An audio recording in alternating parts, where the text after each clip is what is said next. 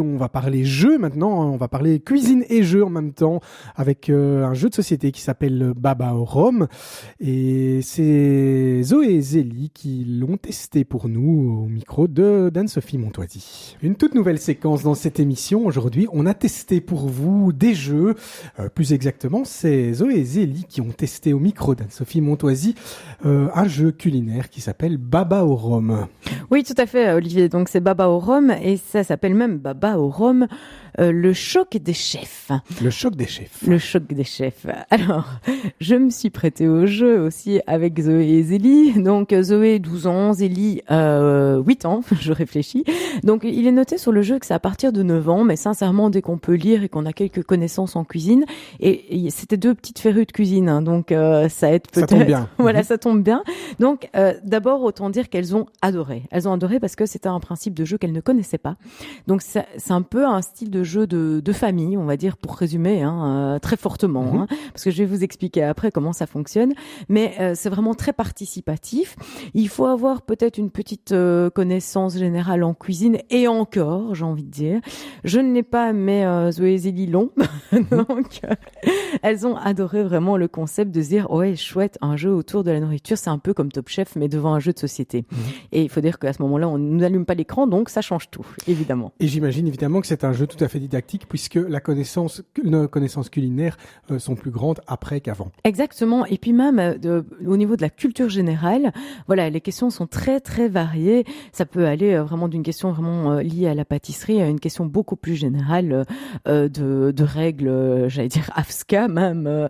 Donc je vous propose d'écouter justement une ou deux questions qui ont été sélectionnées lors d'une part de jeu entre Zoé et Zélie. Et effectivement, on va lever le suspense tout de suite. Les éclairs au chocolat ont été utilisés pour réaliser la plus grande mosaïque en éclairs.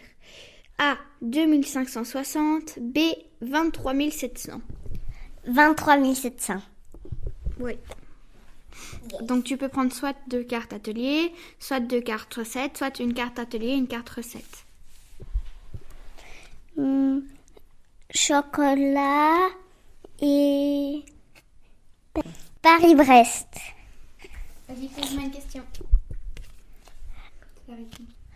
Dans un frigo, la température est environ égale à 4 degrés ou 24 degrés. 4 degrés. Yeah. Voilà, c'est mignon en tout cas.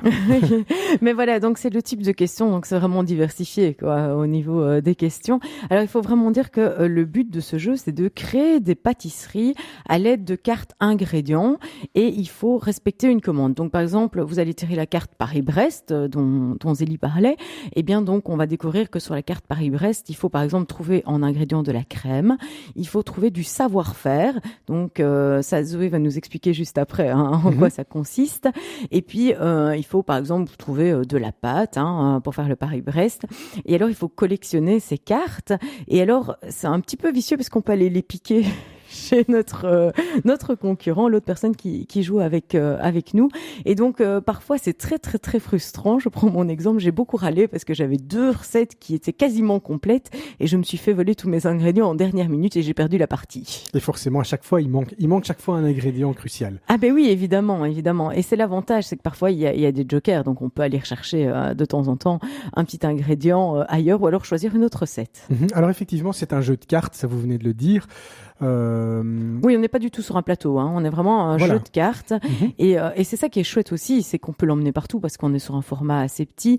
Et puis c'est très participatif. On peut jouer jusqu'à 8 joueurs.